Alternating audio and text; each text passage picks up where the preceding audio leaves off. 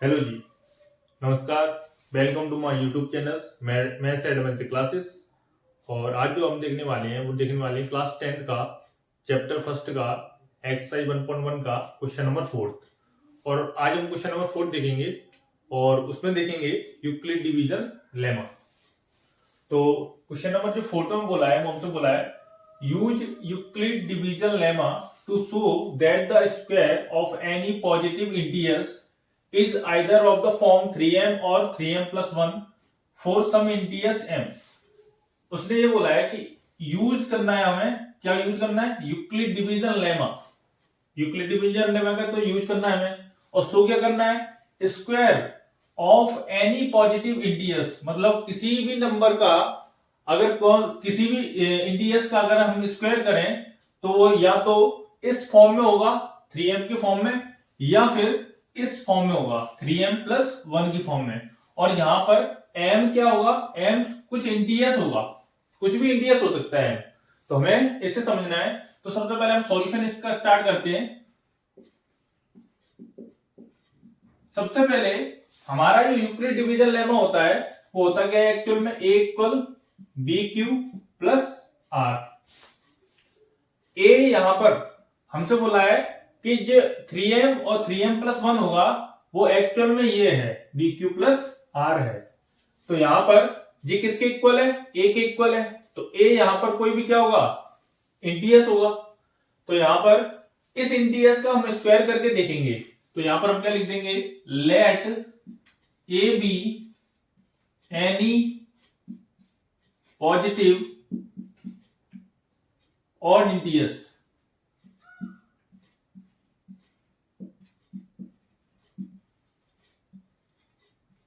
Any positive odd integers हमने let कर लिया कि a b any positive odd integers. और यहां पर हमें क्या दिख रहा है? क्यू के आगे यानी कि एम के आगे क्या दिख रहा है? 3। यहां पे भी एम के आगे क्या है? 3। और यहां पर रिमाइंडर, यहां पर कुछ नहीं, तो इसका मतलब 0 है और यहां पर 1 है।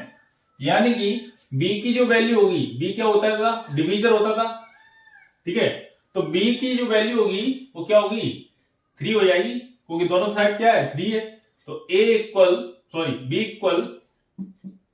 3। b की वैल्यू कितनी होगी? 3 होगी। अब हमें किसका यूज करना है? यूजिंग यूक्लिड डिवीजन लेमा या एल्गोरिथम, एक ही बात है, मैंने एक ही बात बोली थी कि यूक्लिड डिवीजन लेमा या एल्गोरिथम एक ही बात है। तो ये क्या होता है? तो मैंने लिखा है a equal b q plus r, ये हमारा यूक्लिड डिवीजन लेमा होता है। इसमें एक कंडीशन होती थी वेयर जो रिमाइंडर होता था वो किससे छोटा होता था? डिवीजर से। और किसके इक्वल होता था? 0 के इक्वल या ग्रेटर देन 0। तो यहां पर हमारा जो b है डिवीजर है, वो क्या होगा? 3। अगर b को मैंने इस जगह पर रख दिया, b की वैल्यू इस जगह पर रख दी 3, तो इसका मतलब जो होगा तो हमारे पॉसिबल रिमाइंडर क्या क्या आ जाएंगे? यानी कि जो रिमाइंडर होगा वो 3 से छोटा होगा, लेकिन 0 के इक्वल होगा या 0 से ग्रेटर होगा। तो पॉसिबल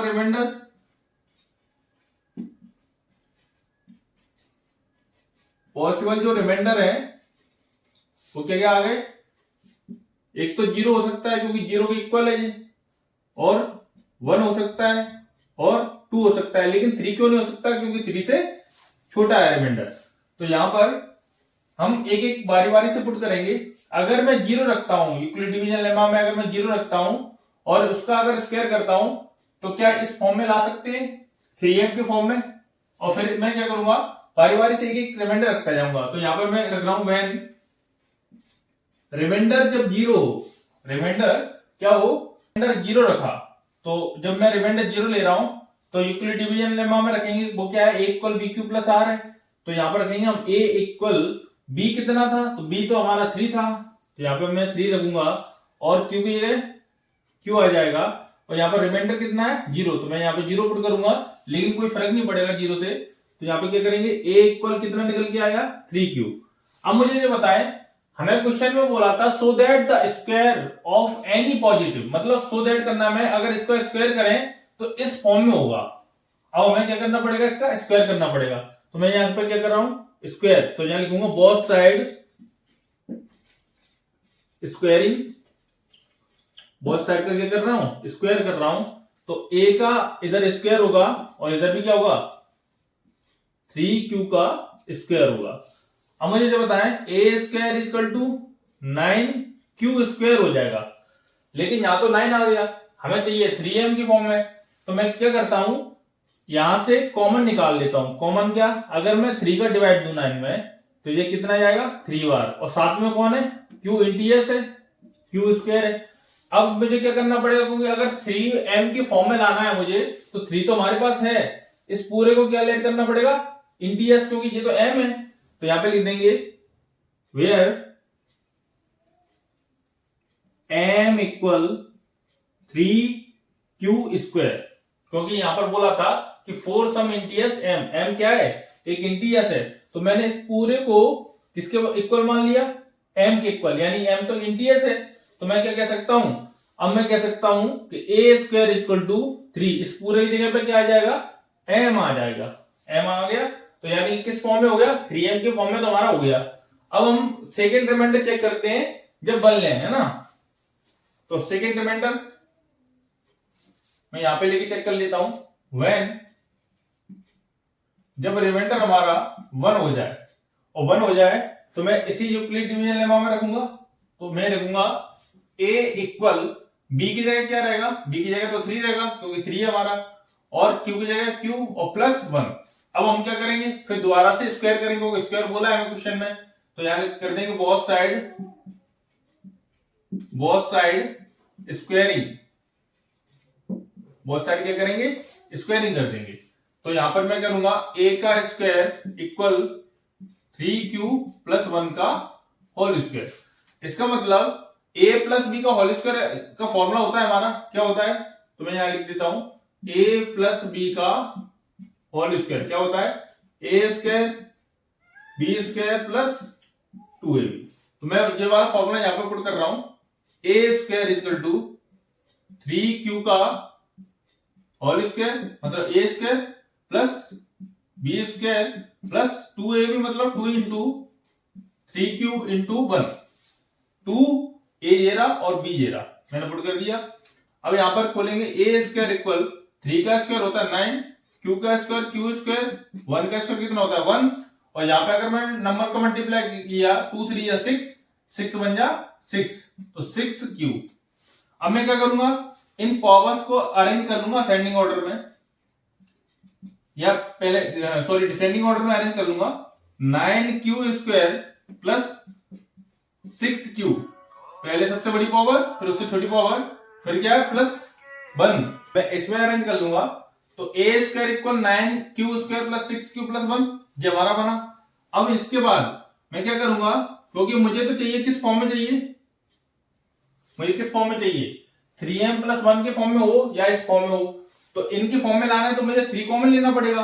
तो मुझे बताइए कि आपको इन दोनों में कॉमन चीज दिखाई दे रही है 3, तो बिल्कुल दिखाई दे रही है। तो मैं क्या करूंगा, 3 कॉमन ले लूंगा और यहां पर 3 का डिवाइड दूंगा, 3 3 या 9, q स्क्वायर 3 2 या 6, और साथ में कौन है q, और प्लस में क्या है 1, ठीक है। तो मैंने यहां पे कॉमन ले लिया। अब इस पूरे को मैं क्या मानना पड़ेगा, हमें m मानना पड़ेगा, क्योंकि m तो इंटीएस है, तभी तो हमारा इस फॉर्म में होगा 3, और इस पूरे को मैं मान लूंगा m प्लस 1। तो यहां पर मैं लिख दूंगा वेयर m इक्वल कितना होगा, ये पूरा होगा 3q square plus 2q, 3q square plus 2q। तो यहां पर मैं इस पूरे की जगह पे मैं क्या मान लूंगा, m प्लस 1, क्योंकि ये सब क्या बन गया, पूरा इंटीएस बन गया। अब यहां पर मेरा जो फॉर्म तो आ गया, क्योंकि मेरे को जो फॉर्म में लाना था या ये फॉर्म में लाना था, तो ये वाला फॉर्म निकल आया। अब अगर मैं रिमाइंडर 2 पुट करके देखूं तो भी मेरा ये फॉर्म निकलेगा। तो मैं पुट करके दिखाता हूं, व्हेन, जब रिमाइंडर कितना हो 2 हो, रिमाइंडर अगर 2 हो जाए तो मैं क्या करूंगा, ए यूक्लिड डिवीजन लगाऊंगा, a इक्वल 3q प्लस इस बार क्या आएगा 2 आएगा। तो मैं बोथ साइड क्या कर दूंगा, स्क्वायरिंग कर दूंगा, बोथ साइड बोथ साइड क्या कर दूंगा, स्क्वायरिंग कर दूंगा। तो बोथ साइड जब स्क्वायरिंग करूंगा मैं, तो यहां पर क्या होगा, ए स्क्वायर इक्वल 3q प्लस 2 का होल स्क्वायर। और आगे बढ़े तो a प्लस बी का होल स्क्वायर लगेगा, तो मैं a प्लस बी का होल स्क्वायर क्या लगाऊंगा, जे 3qa और b क्या है 2, तो a square plus b square plus 2a और b, ये लग गया। अब मैं, ठीक है, इसके बाद मैं इसको अगर ओपन करूंगा तो ये क्या होगा, 3q का स्क्वायर मतलब 3 का स्क्वायर कितना होता है 9, और q का स्क्वायर q स्क्वायर, 2 का स्क्वायर 4, 2 3 या 6, 6 2 या 12q। फिर मैं क्या करूंगा, डिसेंडिंग ऑर्डर में अरेंज करूंगा, पहले बड़ी पावर फिर उससे छोटी पावर 12q फिर उससे छोटी 4। अब मैं कॉमन देखूंगा तो मैं क्या कर देता हूं, इसको रफ कर देता हूं, प्लीज नोट इट डाउन। तो मैं इसको रफ कर रहा हूं।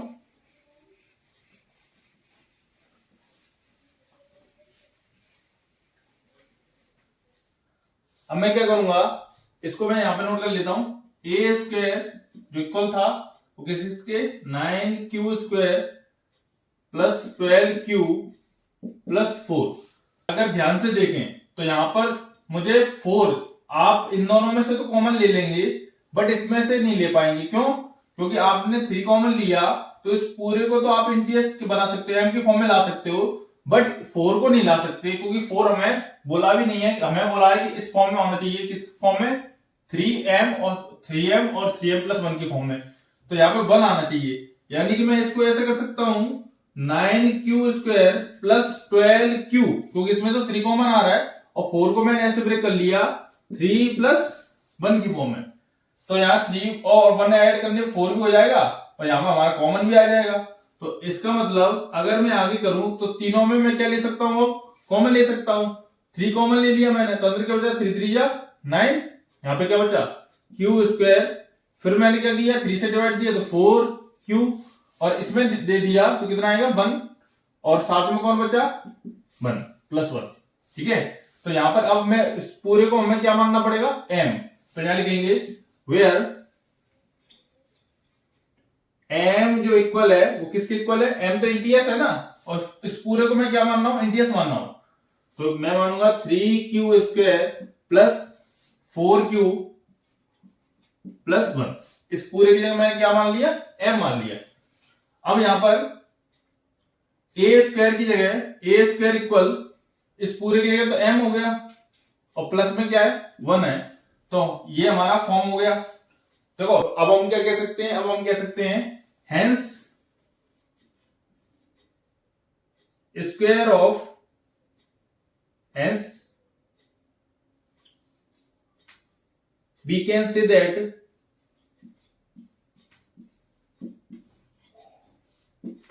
the square of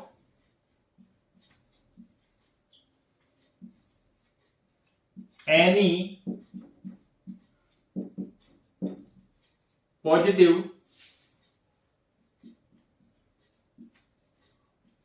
integers is of the form